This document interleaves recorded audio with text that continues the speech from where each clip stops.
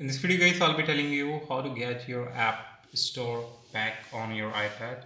To get your app back guys, like you can see that I have my on app store back. So if you accidentally delete it, first of all make sure to check over here, search for app store whether the app is already on your iPad or not. If it is not available over here guys in app store library, it means you have installed by mistake. And how to get it back guys, so if you want to do that, make sure to check this setting also. Just go to your settings and now go to screen time, tap on screen time and just go to content and restriction.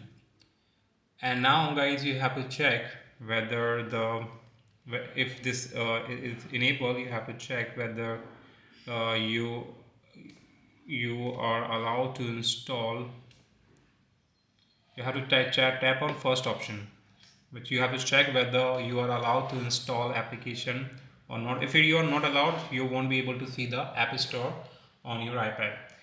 So yeah, and if it is not allowed, you can allow, and when you allow this setting, you will be able to see your app store guys on your iPad.